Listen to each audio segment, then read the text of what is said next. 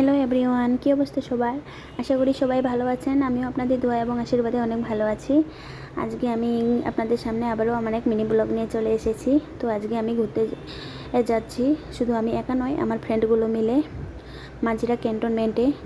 কারণ অনেক দিন ধরে কোথাও যাওয়া হয় না, রুমের মধ্যে অনেক ফাঁপড় লাগতেছিল, তাই আমরা প্ল্যান করলাম যে আমরা আজকে মাঝিরা ক্যান্টনমেন্টে ঘুরতে যাব।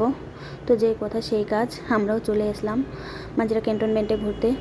আর এখানে ফ্লাইওভারে এসে দেখি অনেক মানুষ, তারা অনেকে ভিডিও করতেছে নিচে, আবার পিক তুলতেছে। আমার বান্ধবীগুলোও তারাও তুলতেছে পিক। তো আমিও আর বাদ দিলাম না, এত সুন্দর একটা ভিউ, তাই আমিও ভিডিও করা শুরু করে দিলাম।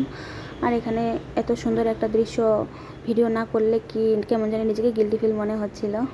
আর সামনের দৃশ্যটা আমি তেমন ভালোভাবে নিতে পারিনি, কারণ এক আর্মি ভাই বারবার আমাকে সাবধান করতেছিল যে আপু এখানে ভিডিও করা যাবে না।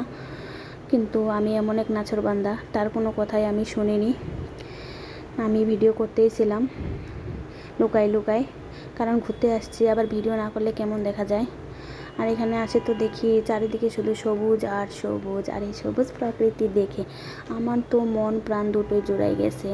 এত সুন্দর মনোরম একটা পরিবেশ, কি সুন্দর দেখতে। সাথে সাথে আমিও এখানে দেখি যে অনেক মানুষ আছে এবং বসে আছে, আর এই পিচ্চিতে দৌড়াদৌড়ি লাগাইছে। আর এই সবুজ প্রকৃতিতে আমি একটু হাঁটাহাঁটি শুরু করে দিলাম।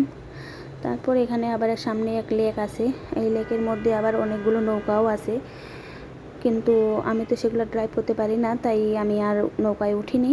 আর সব থেকে মজার বিষয় হচ্ছে এখানে আসে আমার এক ঠাকুরগাঁও জেলার মানুষের সাথে দেখা, আর ওনার সাথে দেখা হয়ে আমার অনেক ভালো লাগতেছিল, কারণ নিজ জেলার মানুষ বলে কথা, বোঝেন নাই? তো আপনাদের যদি জায়গাটা ভালো লাগে অবশ্যই আপনারা এখানে আসবেন এবং ঘুরে যাবেন। আর আমার ভিডিওটা কেমন হয়েছে অবশ্যই আপনারা আমাকে কমেন্ট করে জানাবেন। ধন্যবাদ সবাইকে।